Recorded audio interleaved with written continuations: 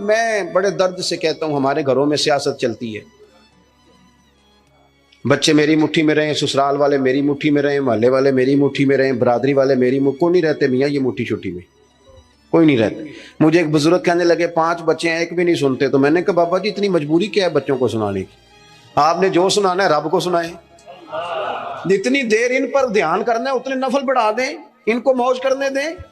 آپ کتنا کو انہیں قائل کریں گے اور کتنا کو مائل کریں گے، یہ تو اسی طرح کا سلسلہ ہے۔ جتنی سیاست ہم لڑاتے ہیں نا لوگوں کو سیٹ کرنے میں، اگر اس سے آدھا وقت بھی اپنے رب کو راضی کرنے میں لگائیں نا تو رب راضی ہو جائے تو لوگوں کے دلوں میں محبت پیدا فرما دیا کرتا ہے۔ نظریاتی بنے، توجہ اتنی بندوں پہ توجہ کرنا، اتنی سیاست کرنا، اپنے آپ کو ہر وقت لوگوں میں گڈ بک میں، کوئی ضروری ہے کہ سارے لوگ ہمیں اچھا ہی کہیں؟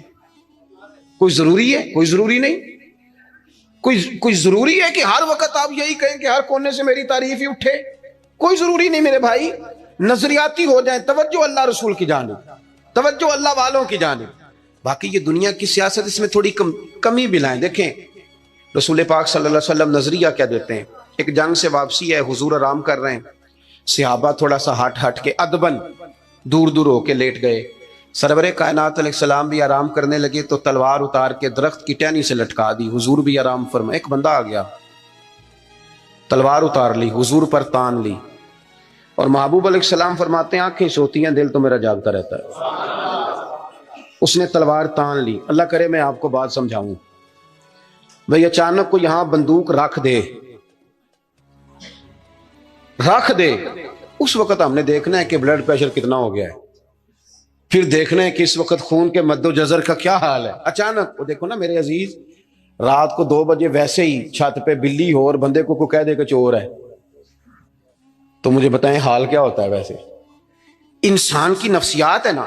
لیکن جو نظریاتی بندے نا، نظریاتی، ڈاکٹر نے کہہ دیا، ایک بندہ نظریاتی نہیں تھا، ڈاکٹر نے کہہ دیا تو ہفتے میں مر جائے گا، تو وہ 3 دنوں میں مر جاتا ہے۔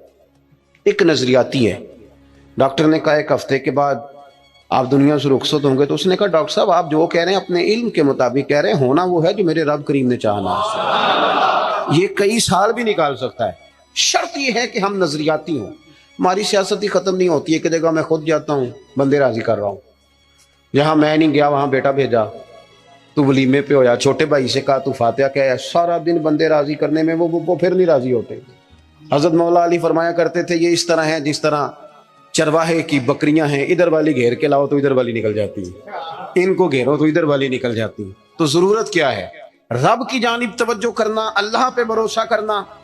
اس نے تلوار حضور پہ تان لی، سرکار نے مقدس آنکھیں کھولی۔ تو میں بتا چکا ہوں کہ اگر ہم پر کوئی پستول تانے تو شاید سارا وجود کانپنے لگے۔ اس نے تلوار تانی، حضور کی مقدس آنکھیں کھلی، کہنے لگا آپ کو مجھ سے کون بچائے گا؟ قربان جائیں حضور نے مسکرانا شروع کر دیا۔ زندگی نظریاتی بن جاؤ، زندگی ہنس کے گزر جائے گی ساری، لیکن اگر نظریاتی نہیں ہونا تو پھر تو بھائی کاروبار پہ نقصان پہ بھی ہارٹ اٹیک ہو جاتا ہے۔ پھر تو میرے عزیز نوکری سے جواب ہو جائے تو لوگ مریض ہو جاتے ہیں شوگر کے۔ اگر آپ نظریاتی ہیں تو جی لیں گے۔ اس نے کہا کون بچائے گا؟ تو محبوب مسکرا کے فرمانے لگے یہ تو نے عجیب بات کر دی، مجھے میرا رب بچائے گا۔ اللہ کے نام میں طاقت ہے، اللہ کے نام میں قوت ہے، اللہ بچائے گا۔ بس حضور کی زبان نور سے یہ جملے نکلے، اللہ بچائے گا۔ ان لوگوں سے ڈرنا چاہیے جو اپنے فیصلے رب کے حوالے کر دیں۔ اچھا وکیل کرنے کے پیسے نہ ہوں، سفارش کے پیسے نہ، اور معاملہ اللہ پہ چھوڑ دیں، ان سے ڈرو۔ انہوں نے سب سے بڑے کورٹ میں مقدمہ دائر کرا دیا۔ حضور فرمانے لگے رب بچائے گا۔ بس ان لفظوں میں کیا اثر تھا، بندہ کانپنے لگا، تلوار ہاتھوں سے گر گئی، سرکار نے اٹھا لی، فرمایا لو بھائی مجھے تو رب نے بچا لیا ہے، اب تو بتا تجھے کون بچائے گا۔ آپ زندگی میں اگر نظریاتی ہیں تو آپ زندہ ہیں، اور اگر آپ لگے ہوئے ہیں کہ اوہو کیا بنے گا، میری کون سنے گا، گاؤں چھوٹا ہے، میں بات کر بھی لوں گا تو کہاں پہنچے گی، تو کون ہوگا، تو کیسے ہوگا، تو یہ تو کمزوری ہے۔ آپ کے ذمہ تو کہنا ہے، پہنچانا تو اللہ کریم کی بارگاہ ہے، کرم کے فضل کا نتیجہ ہے یہ۔ اللہ بچائے گا۔ اس کے ہاتھ سے تلوار گر گئی، حضور نے اٹھا لی، فرمایا مجھے تو رب نے بچا لیا ہے، اب تو بتا تجھے کون بچائے گا۔ کہنے لگا حضور میں نے سنا ہے آپ بڑے ہی معاف کرنے والے ہیں۔ آپ صحیح بتاؤ، ایک بندہ میرے اوپر تانے پستول تھوڑی دیر کے بعد قابو آ جائے تو وہ مجھے کہے جی آپ تو نیک آدمی ہیں چھوڑ دیں، تو میں کہتا ہوں قابو آ گیا تو میں نیک ہو گیا ہوں، پہلے تو بندوق لے آیا تھا۔ لیکن یہ حضور سید عالم صلی اللہ علیہ وسلم کے ظرف کی، حوصلے کی اور محبوب کے دل نور کی بڑائی دیکھو کتنا بڑا ہے۔ اس نے کہا سنا ہے آپ معاف کر دیتے ہیں، فرمایا تو نے سنا ہے؟ حضور سنا ہے۔ پھر مسکرا پڑے، فرمانے لگے جا پھر میں نے معاف کیا، ہو گئی بات ختم، معافی تو یہاں پہلے ہے سب سے، جا معاف کیا۔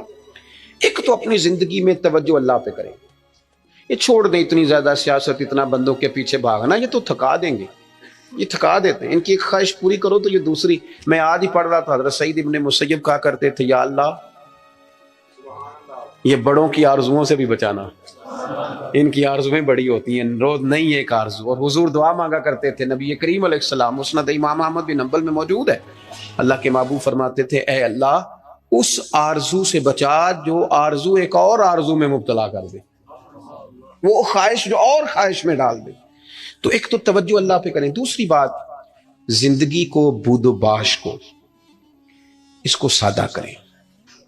سرور کائنات صلی اللہ تعالی علیہ وسلم کا کمال یہ تھا کہ لوگ نا حضور کے ساتھ ڈیل کرنے میں آسانی محسوس کرتے تھے کہ حضور سے بات آسانی سے کی جا سکتی ہے، سرور کائنات بات سنتے ہیں۔ یہ جو ہمیں شوق ہے نا سہولتوں کا، یہ ضرور لیں، کوئی بھی سہولت منع نہیں، لیکن اپنے آپ کو سہولتوں کے ساتھ زندہ رکھنا ہے۔ ہم نے نا کچھ آسانیاں زیادہ جمع کرنی شروع کر دی اپنے ڈرائنگ روم میں۔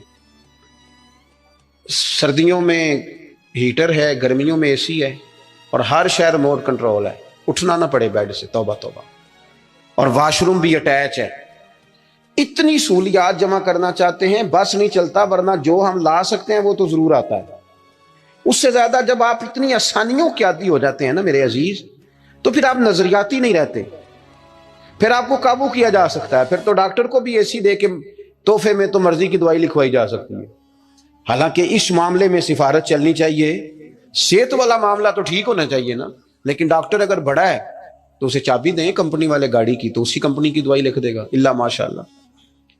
جب آپ نظریاتی ہیں، تھوڑے پہ آپ کو گزارا کرنا آتا ہے۔ حضور صلی اللہ علیہ وسلم نے نا ہمیں اپنی سیرت کے تعلق سے جو دوسرا بڑا نظریہ دیا وہ یہ ہے، آپ کو میری باتوں کی سمجھ آ رہی ہے؟ جو نہیں بولتے انہیں بھی آ رہی ہے؟ حضور نے ہمیں اپنی سیرت نور سے ایک پیغام دیا ہے کہ دنیا میں تمہارے مکانات نہیں، تم نے یہاں رہنا ہے مسافروں کی طرح۔ تمہارے لیے نا عالی شان محلات اور تمہاری مرضی کی آسانیاں اور سہولتیں وہ ساری رب نے جنت میں تمہارے لیے تیار کی ہیں، وہاں تمہیں من چاہی چیزیں ملیں گی۔ یہاں تم نے مسافروں کی طرح، کن فی الدنیا کانک غریب و عابر سبیل، مسافر کی طرح، راہ گیر کی طرح وقت گزارنا ہے۔ آپ نے کبھی دیکھا ہے کہ بس اسٹاپ پہ جہاں بندے کھڑے ہو کے بس کا انتظار کرتے ہیں، وہاں کبھی کسی بندے نے جگہ خرید لی ہو کہ یہاں اکثر کھڑے ہونا پڑتا ہے تو چلو جگہ تھوڑی خرید لیتے ہیں؟ خریدتا ہے کیوں؟ اسے پتا ہے کہ بس آئی تو میں نے چلے جانا ہے۔ پلیٹ فارم پہ، ریلوے اسٹیشن پہ کبھی کسی بندے نے جگہ خریدی ہے کہ یار اکثر آنا جانا پڑتا ہے تو چلو تھوڑی خرید لیتے ہیں؟ کبھی خریدی ہے؟ ایئرپورٹ پہ نا میں نے یہ دیکھا ہے کہ آپ اپنا بیگ رکھ کے، ہینڈ کیری سامان رکھ کے آپ کسی کرسی پہ جائیں نا، اور آپ واش روم سے ہو کے یا کسی طبی حاجت سے ہو کے واپس آئیں تو وہاں کو بندہ اور بیٹھ گیا ہو تو بندے جھگڑا نہیں کرتے، چپ کر کے اپنا سامان اٹھاتے ہیں دوسری جگہ پہ۔ کیوں نہیں کرتے؟ ان کو پتہ ہے کہ فلائٹ آئی تو میں نے یہاں رٹا ڈالنے کی ضرورت کیا ہے؟ آپ نبی کریم علیہ السلام کی بات کو سمجھیں۔ حضور نے فرمایا کہ تم نے یہاں مسافر کے طرح رہنا ہے۔ مسافر کو 2 مرلے کے لیے جھگڑے کھڑے کرتے ہیں، وہ کچھ 6 انچ کے لیے رٹے ڈالتے ہیں۔ ان کو تو پتا ہے کہ حضرت اسرائیل نے آنا ہے اور ہم نے چلے جانا ہے۔ اس لیے حضرت بلال حبشی رضی اللہ تعالیٰ عنہ بڑا عرصہ رہے مدینہ طیبہ، 10 سال رہے، انہوں نے کوئی مکان نہیں بنایا۔ ایک حجرے میں وقت گزر گیا، کو بتائے کہ شادی سے پہلے مولا علی شیر خدا کا مکان کہاں تھا، کو بتائے کوفے میں کتنی جائیدادیں بنائی انہوں نے، کہاں محلات تعمیر کیے ان لوگوں نے، ان کو پتا تھا۔ ان کو پتا تھا حضرت عمر پر 80 دینار کا قرضہ تھا، انہیں پتا تھا کہ جب حضور آئے تھے نا معراج کی رات تو مجھے بتایا تھا کہ عمر میں تیرا محل دیکھ کے آیا ہوں۔ تو جب حضور دیکھ آئے تھے تو پھر انہوں نے یہاں بنایا۔ یہ نظریاتی بات ہے، اس کو آپ نے سمجھنا ہے۔ ہمارے ہاں یہ ابھی کرونا آیا نا، پینک پھیل گئی، ٹینشن ڈپریشن کے مریض بڑھ گئے. آپ نے ناراض نہیں ہونا, زیادہ تر وہ لوگ ٹینشن میں ہیں جو آسانیوں میں جینے والے تھے نا. کیونکہ بندے نے اتنی قیمتی کوٹھی بنائی ہو پھر چھوڑ کے مر جائے, دل نہیں کرتا مرنے. اتنے پیسے جمع کیے ہوں پھر چھوڑ کے کیسے مرے, دل ہی نہیں کرتا. وہ لوگ مسافر تھے جنہوں نے سامان باندھے ہوئے تھے, جب رب کا حکم آئے گا ہم حاضر ہو جائیں گے. اب یہ ٹینشن کیوں پھیلی؟ ٹینشن بھی اس لیے پھیلی کہ ہم اسلامی نظریات کو نہیں سمجھتے. اور میرے بھائی وہ کسی اور کا عقیدہ ہے کہ مر جائیں گے تو فنا ہو جائیں گے, اور کا عقیدہ ہے. اور مجھ سے کچھ سوالات بھی ہوئے اس دوران. دیکھو قبر کھڈا بھی ہے, گھڑا بھی ہے, لیکن مجھے اپنی ڈائریکشن کا پتہ ہے, آپ کو بھی اپنی ڈائریکشن کا پتہ ہے. ہمیں کسی کی نا ایک آدھ خامی کا پتہ ہوتا ہے, اپنی تو ساری کا پتہ ہوتا ہے. لیکن وہ الگ بات ہے کہ اپنی خامیوں سمیت اپنے آپ سے پیار ہوتا ہے, اور کسی کی ایک خامی دیکھ کے بھی اس سے پیار نہیں رہتا. عزیز بھائی, ہمارا یہ مسئلہ ہے کہ اگر تو ڈائریکشن ہماری غلط ہے, کام ہم نے دوزخ والے شروع کیے میں تو قبر کھڈا ہے, دوزخ کے گڑھوں میں سے گھڑا ہے. لیکن اگر ڈائریکشن ٹھیک ہے, حلال حرام کی تمیز ہے, آنکھ پر زبان پر نفس پر کنٹرول ہے, پھر قبر کھڈا نہیں. نظریہ سمجھو, پھر تو قبر باغ ہے. نہیں سمجھے آپ میری بات؟ قبر باغ میں جاتے ہوئے ڈر لگتا ہے, پریشانی ہوتی ہے, دل گھبراتا ہے. وہ جی قبر میں آکسیجن کہاں سے آئے گی؟ میں نے کہا جہاں اماں کے پیٹ میں بچہ ہوتا ہے تب کہاں سے آتی ہے؟ چلیں اس سے بھی اور مثال دیتا ہوں. کبھی انڈا دیکھا جب اس میں سے بچہ نکلتا ہے؟ چاروں جانب کو جگہ ہوتی ہے آکسیجن کی. یہ جو بڑے عقل مند لوگ ہیں یہاں سوال کھڑے کرتے ہیں, ان سے پوچھو کہ بچہ تندرست بھی نکلتا ہے انڈے سے اور سونا بھی نکلتا ہے. تو جس رب نے وہاں اسے سنبھال کے رکھا نا, پیاری جلد بنائی, وہ قبر میں بھی تیری بڑی حفاظت فرمائے گا, بڑی حفاظت فرمائے گا. بل بارد شاہ نہیں مردے جنہ کیتیاں نیک کمائیاں نے, نالے عرش فرشتے بانگا ملیاں, مکے پہ گیا شور. بلے شاہ آسان نہیں مرنا ہے تے مر گیا ہی کوئی اور. تو کوئی اور, یہ کیا اقبال بھی کہتے ہیں, موت کو سمجھے ہیں غافل اختتام زندگی, یہ ہے شام زندگی پھر صبح دوام زندگی. قبر باغ ہے, باغ. ایک وہ ہے کہ خوف ہے قبر میں کیسے جائیں گے, وہاں کیا بنے گا, بستر کوئی نہیں, ٹھنڈ بڑی ہے, وہاں کیسے گزارا. ایک یہ ہے کہ وہ باغ ہے. باغ بھی عام نہیں, روضہ تم میں ریاض الجنہ, جنت کے باغوں میں سے باغ. اور باغ عام نہیں جس کے نیچے نہریں رواں ہیں, اور باغ اتنی شانوں والا ہے کہ پہلی آنکھ کھلے گی تو زیارت چہرہ بدوہا کی نصیب ہوگی. جب آپ کا یہ نظریہ بن جاتا ہے نا کہ میرے لیے آگے بڑا کچھ ہے. جو لوگ یہاں سے گئے تھے نا سعودی عرب محنت مزدوری کرنے, انہوں نے وہاں مکان بنائے. میں نے دیکھا ہے کہ جس نے جو گیا تھا نا 35 سال پہلے, جو کمبل خریدا تھا واپس آنے تک وہی کمبل ہے. اور وہاں بیٹھ کے اس کو پتہ ہے نا میرا گھر پاکستان میں ہے, تو یہاں وہ ٹائلیں بھی لگواتا ہے. حالانکہ آ کے سال میں رہنا 15 دن ہے, 20 دن ہے, ٹائلیں بھی لگوا رہا ہے, تیاریاں بھی. کیوں؟ کسین بن گیا میرا اصل گھر ہے. یہ حضور ہمیں سوچ دیتے ہیں کہ تمہارا اصل گھر جنت میں ہے. اسی پنجابی چ ایک لفظ بول رہے ہیں, تم کدے سوچیا بھی نہیں ہوگے گا, بولتے ہیں نا جی. اس کا معنی کیا ہے کہ تیری سوچ سے, تیرے ادراک سے ماوراء بات کر رہا ہوں. حضور کیا فرماتے ہیں؟ نبی پاک فرماتے ہیں تمہارے لیے رب نے جنت میں وہ نعمتیں تیار کی ہیں نہ کسی آنکھ نے دیکھی, نہ کسی کان نے سنی, اور فرمایا تمہارے دل پر خیال بھی نہیں گزرا ہوگا کہ اللہ یہ عظمتیں عطا فرمائے گا. اب حضور نے نظریہ دیا.